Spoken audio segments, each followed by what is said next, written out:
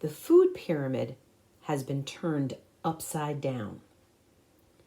We now have a new way to think about nourishment and nutrition. For decades, we were taught that bread, cereal, and pasta should be the foundation of a healthy diet, while protein and fat were something that we should limit. But what if that advice no longer serves us? In this episode of the Wishing You Well podcast, we're going to explore the idea of the upside down food pyramid and what modern nutrition science, the latest recommendations from the Department of Health and Human Services, is teaching us about energy, blood sugar, hormones, and feeling truly satisfied after meals. Welcome on in, everybody. Thank you so much for joining me today. If you're a returning listener, please know how much I appreciate your support. And if you're new, you have found the Wishing You Well podcast, where we look for headlines and ideas and inspiration that are hitting us every day and figure out how we can use these ideas, inspiration, recommendations to live our healthiest, best, strongest, and longest lives. Today, we're going to talk about why the original food pyramid left so many people hungry and tired. We're going to talk about what foods actually deserve to be the foundation of your meals. We'll go over the role that protein and healthy fats play in our blood sugar balance, and how do we include carbohydrates in our diet without fear and without going to extremes. We're going to explore a gentler, more sustainable way for us to nourish our bodies.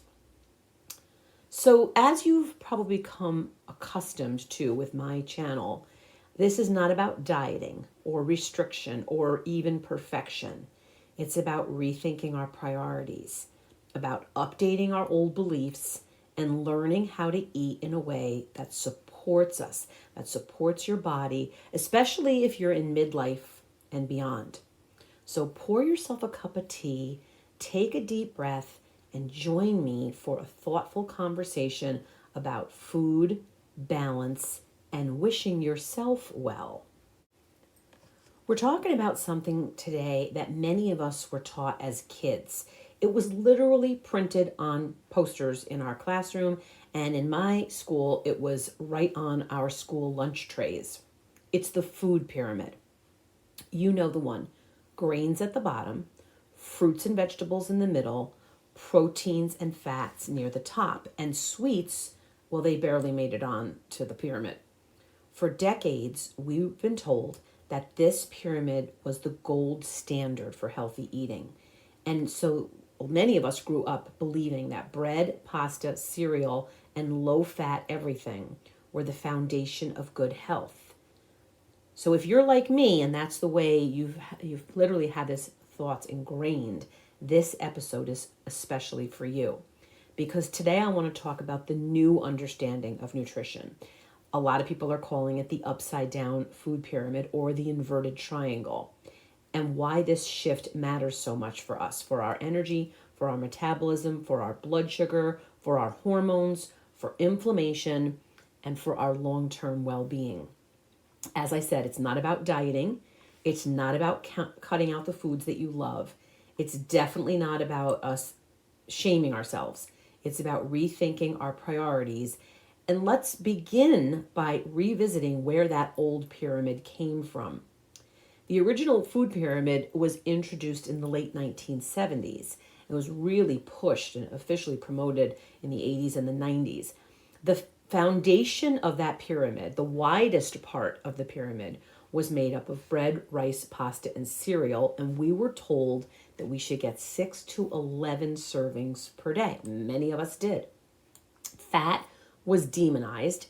Eggs were suspicious, always that question lingering about whether they did or did not contribute to bad cholesterol. Butter was a villain, and protein was treated as something that we only needed a little of. So it's important for me to say this part very clearly. I believe, in my personal opinion, the people who designed the pyramid weren't trying to harm us.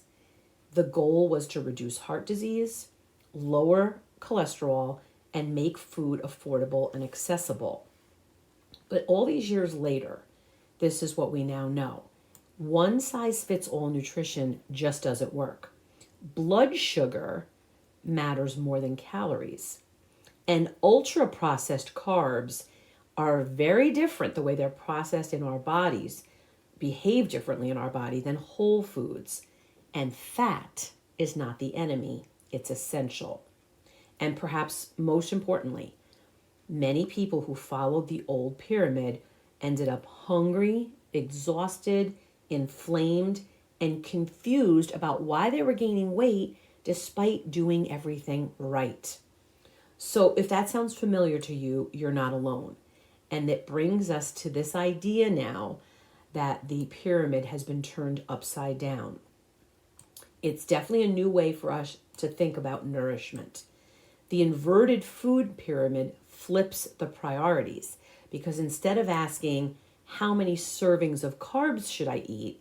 We ask ourselves, what does my body actually need to feel stable, strong, and well?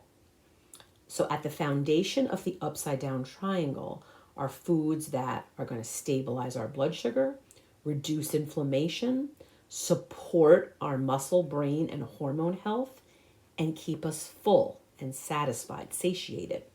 These are the proteins, the healthy fats, the non-starchy vegetables. Carbohydrates, especially the refined ones, they move up the triangle, not because they're bad, but because they're less foundational for most people's daily health. So this shift is especially important for people who have insulin resistance or have been diagnosed with prediabetes, anyone who's dealing with fatigue, food cravings, brain fog, anyone who feels like they're constantly hungry, and women in midlife dealing with menopause. I'm going to break it down, starting with protein. Protein is considered by many nutritionists the missing foundation. It's the most under-eaten macronutrient, especially by women. It's not just about muscles. It's not just for athletes. Protein is essential for our blood sugar balance, our muscle health, our bone health, our neurotransmitters. That impacts not only the health of our brain, but our mood and our focus. Protein's essential for our immune system and our metabolism. So when our meals are low in protein, what happens? Some of these things might particularly resonate with you. You might feel hungry an hour later. You might feel shaky or irritable. You might find yourself being drawn to sugar or caffeine. You might feel tired but wired. That's a common thing I hear from a lot of my clients. The upside down pyramid says that we should start with protein at every meal. I suggest to my clients that the target number is 100 grams a day. The best way to get that is to not have 100 grams at dinner, but to spread that out at your 3 main meals during the day. So what does this look like? Eggs or Greek yogurt at breakfast, having a lunch that includes chicken, fish, tofu, beans. For dinner, loading our plates not only with vegetables, but meat, lean sources of meat, fish, lentils, or vegetarian versions of protein like tempeh, tofu. This is not us seeking perfection. It's not about making these portions of protein huge. We just want adequate, consistent servings of protein throughout the day. When protein is present in our diet, the body's going to feel better. Your blood sugar is going to stabilize. Your cravings will subside and soften, and your energy will become steadier, last longer. Protein works best when it's paired with fat, healthy fat. So we're going to change our mindset here because we need to go from looking at fat as the villain, which was blamed for everything, to being a vital part of our diet. Fat doesn't make us fat. It's dysregulated blood sugar and ultra-processed foods that make us fat. We need healthy fats for our hormone production, for the health of our brain, and for the vitamins that we're going to be taking in through the healthy foods we're eating, like vitamins A, C, D, E, K. They all need fat to help them be absorbed. And healthy fat helps us feel satiated after our meals. So in this inverted pyramid, fats are no longer at the tiny top. They're part of the foundation. When you think about healthy fats, this is what I want you to think about. Olives and olive oil, avocado, nuts, seeds, yogurt, butter or ghee in moderation. Fat slows digestion. It keeps you full. It prevents those blood sugar spikes that not only cause problems for our health, but lead to crashes of our energy later on. If you've ever eaten a low-fat meal and you feel hungry a little bit later, 15, 20, 30 minutes later, you'll understand this concept. Healthy fats satiate us. Vegetables, always part of an essential nutrient-filled diet, but we want to keep it in context. We want, in this upside-down pyramid, to emphasize non-starchy vegetables first. So that includes the leafy greens, the cruciferous vegetables, broccoli, cauliflower, Brussels sprouts, zucchini, peppers, and cucumbers, mushrooms. What do these non-starchy vegetables provide us with? Fiber, antioxidants, micronutrients, and support for our gut health in the form of prebiotics. Here's the shift. Vegetables work best when combined with protein and fat. A salad that is just lettuce and a low-fat dressing isn't a meal. That's a side. You need to add protein, add fat, and add vegetables. That's how that salad, for instance, in this example, becomes a truly nourishing meal. Carbs. Carbs are not bad. Let me repeat that. Repeat that with me. Carbs are not bad. They're not the enemy. They're just no longer the foundation. In the upside down pyramid, whole, unprocessed carbs are prioritized. Portions matter, timing matters. Refined carbs are going to move higher up the triangle. So I want you to think about the healthy carbs that we're focusing on here. Fruit, sweet potatoes, squash, whole grains. These foods can definitely, absolutely be part of a healthy diet. But they work best when they're paired with protein and fat, they're eaten in amounts your body can handle, and they're not used as the base of every meal. For many people, the old pyramid was too carb heavy, especially with modern lifestyles that involve less physical labor and more sitting. And in terms of the order in which you eat your foods, I always tell my clients, eat the carbs last. So for instance, eat the broccoli first, then the grilled chicken, and then the brown rice. Does that make sense? So what does this mean for us in real life?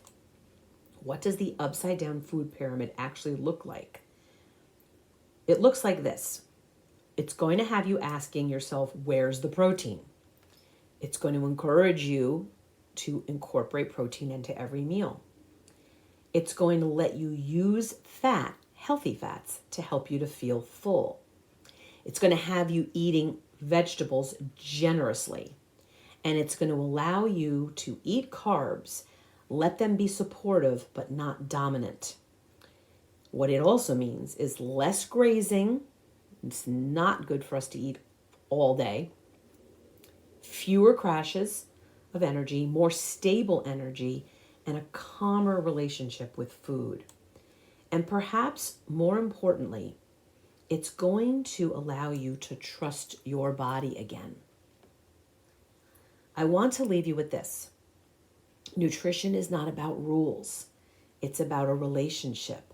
The upside down food pyramid isn't another rigid system for us to follow. It's an invitation for us to shift our foundation towards nourishment that actually supports you and your personal physiology. If you've been blaming yourself for feeling tired, for always being hungry, for feeling like you're out of balance, please know this. It's not a lack of willpower. It may simply be outdated advice. So this week, I invite you to experiment, not overhaul, to look at this upside down pyramid in a way that takes the politics out of it and allows you to focus on these important facts. It's going to ask you to add more protein into your diet, add healthy fat, and notice how you feel. As always, I want you to be gentle with yourself. Healing happens best when your body's feeling safe, not stressed. I'm here to support you. If you have questions or comments about this, please put them in the comments section. Reach out to me. I promise to get back to you. In the meantime, I want to thank you for listening to the Wishing You Well podcast. And until next time, may you be well nourished and at ease in your body. And may you always remember that I am wishing you well.